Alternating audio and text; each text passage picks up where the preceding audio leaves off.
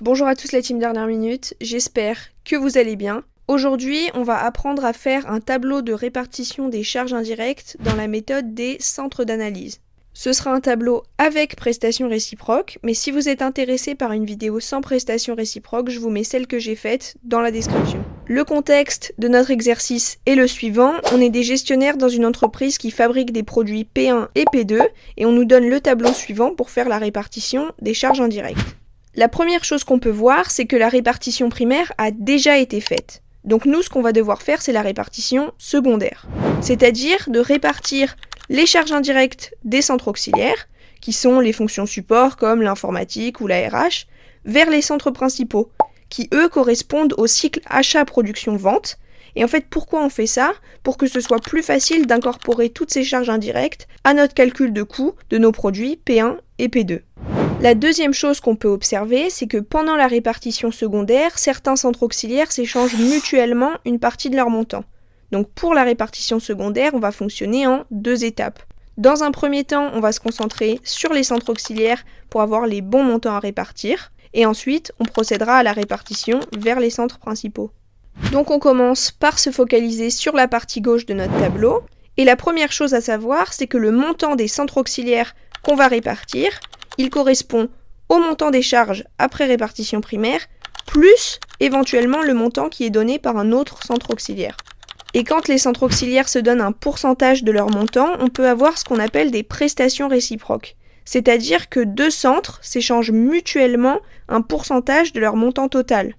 Nous, on peut clairement voir que c'est le cas, puisqu'on voit que le centre administration va donner 15% de son montant total au centre entretien, et que le centre entretien donne 5% de son montant au centre administration. Et là, on est face à un problème. Ce que vous devez absolument retenir, c'est qu'on ne peut pas calculer ces pourcentages sans avoir recours à un système d'équations. Pourquoi? Parce qu'en fait, pour calculer les 15% que le centre administration va donner au centre entretien, on a besoin du montant total du centre administration. Et ce montant total, on ne peut pas le calculer car on a besoin des 5% du centre entretien. En fait, c'est un cercle vicieux. Pour résoudre ce problème, on va avoir recours à un système d'équations à deux inconnus. Pour que ce soit plus simple, à partir de maintenant, je vais appeler A le centre administration et E le centre entretien. Donc on va commencer par dresser l'équation pour le centre administration. On sait que A c'est égal à 2000, qui est le montant de charge du centre après répartition primaire, plus les 5% de E. Donc on va écrire plus 0,05 E. On va faire la même chose pour le centre entretien. E c'est égal à 1500 plus 0,15 A. Sauf que nous, on connaît l'équation de A. Donc au lieu d'écrire A, on va écrire l'équation qu'on a écrite au-dessus. Donc E c'est égal à 1500 plus 0,15 entre parenthèses 2000 plus 0,05 E. Maintenant, on va laisser de côté l'équation de A et on va commencer par résoudre E. Donc on a 1500 et on va développer la parenthèse. Donc ça nous fait 0,15 fois 2000, 300, et 0,15 fois 0,05 E, ça nous donne 0,0075 E. Ce qu'on peut voir sur notre équation, c'est qu'on a E des deux côtés. Donc ce qu'on va faire, c'est qu'on va faire passer 0,075 E de l'autre côté. Et quand on fait passer une addition de l'autre côté, ça devient une soustraction. Donc ça nous fait 1 E, parce que quand vous avez E, c'est l'équivalent de une fois le montant total de E. Donc vous écrivez 1 E moins 0,0075 E égale, et là on fait la somme de 1500 et 300, ça nous fait 1800. On fait la soustraction, donc ça nous fait 0,9925 E égale à 1800. Et pour trouver le montant de E, on va diviser 1800 par 0,9925. On fait le calcul et ça nous donne 1813,6, et donc on va arrondir à 1814. Et donc là maintenant, on a le montant total de E qu'on va ensuite pouvoir répartir. Pour trouver le montant total de A, c'est maintenant bien plus facile puisqu'on connaît le montant de E. Et donc on va pouvoir le remplacer dans l'équation de A. On reprend notre équation du début, on a 2000 plus 0,05 fois 1814. Et ça nous fait 2090,7, mais on va arrondir à 2091. Et donc ça y est, on a fini de résoudre notre système d'équations à deux inconnus, et on connaît les montants totaux des centres auxiliaires qu'on va ensuite pouvoir répartir vers les centres principaux. Donc on reprend notre tableau et on va pouvoir remplir la partie gauche grâce aux résultats qu'on a trouvés. Donc on commence par la ligne administration. Pourquoi est-ce qu'il y a écrit moins 100%? C'est pour en fait nous rappeler que les totaux après répartition secondaire des centres auxiliaires doivent être égaux à 0. Donc à la place de moins 100%, on met bien le montant total qu'on a calculé, donc moins 2091. Et pour les 15% qu'on va répartir en entretien, on calcule 0,15 fois 2091 et ça fait 314. Pour la ligne entretien, on calcule les 5% qu'on a répartis vers l'administration. Donc 0,05 fois 1814, ça nous donne 91. Et à la place des moins 100%, on met bien moins 1814. Pour finir avec notre partie gauche, on va faire les totaux après répartition secondaire et vérifier qu'ils sont bien égaux à 0. Donc pour le centre administration, 2000 plus 91 moins 2091, c'est bien égal à 0. Et pour le centre entretien, 1500 plus 314 moins 1814, c'est bien égal à 0. Maintenant qu'on a fait ça, on va procéder à la répartition vers les centres principaux.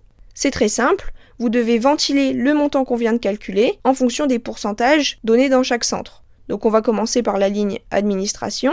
Pour le centre approvisionnement, on a 40%, donc ça fait 0,4 fois 2091 et ça nous donne 836,4. Pour l'atelier A, c'est 20%, donc 0,2 fois 2091, soit 418,2. Pour l'atelier B, c'est 10% du montant, soit 0,1 fois 2091, soit 209,1. Et enfin, pour le centre distribution, c'est 15%, donc ça nous fait 0,15 fois 2091, soit 313,65. Ensuite, on va faire la même chose pour le centre entretien. Comme c'est le même principe, je vous laisse le faire de votre côté et vérifier ensuite les résultats. Une fois qu'on a fait la répartition secondaire, il faut qu'on calcule le total pour chaque centre. Donc on fait le total après répartition primaire, plus les charges indirectes des centres auxiliaires qui ont été ventilés. Pour le centre approvisionnement, ça nous fait 9000 plus 836,4 plus 634,7, ce qui nous donne 10 471. Pour l'atelier A, c'est le même principe et c'est égal à 3872. Pour l'atelier B, pareil, et ça nous fait 3753. Et enfin pour le centre distribution, 2404. Si vous souhaitez vérifier que vous n'avez pas fait d'erreur de calcul, vous pouvez faire la somme des totaux après répartition secondaire, et ce montant doit être le même que le total après répartition primaire. Ici on voit que c'est le cas, donc c'est bon. Maintenant qu'on a fait ça, il nous reste à trouver le nombre d'unités d'œuvre et à calculer le coût de l'unité d'œuvre. Donc pour ça, on va regarder dans notre énoncé. Pour le centre approvisionnement, on sait que l'unité d'œuvre, c'est la tonne achetée. Et on voit qu'on a acheté 600 tonnes de matériaux A1 et 400 tonnes de matériaux A2.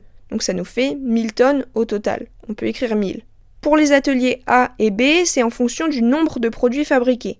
Et dans notre énoncé, on voit qu'on a fabriqué 400 produits P1 et 200 produits P2. Donc ça nous fait 600 au total. Pour le centre distribution, l'unité d'œuvre, c'est 1 euro de chiffre d'affaires. Et dans notre énoncé, on voit que le chiffre d'affaires est de 20 250 euros. La dernière étape, c'est de calculer le coût de l'unité d'œuvre. Pour cela, il suffit d'appliquer la formule suivante, le total du centre après répartition secondaire, divisé par le nombre d'unités d'œuvre de votre centre. Donc pour le centre approvisionnement, ça nous donne 10 471 divisé par 1000, ça fait 10,471. Pour l'atelier A, 3872 divisé par 600, ça fait 6,45. Pour l'atelier B, 3753 divisé par 600, ça fait 6,255. Et enfin, pour le centre distribution, ça fait 2404 divisé par 20 250 et c'est égal à 0,12. On en a maintenant fini avec cet exercice. N'hésitez pas à commenter, à regarder dans la description parce que je vous mets plein d'infos et une fiche récap. Et je vous dis à bientôt dans une prochaine révision de dernière minute.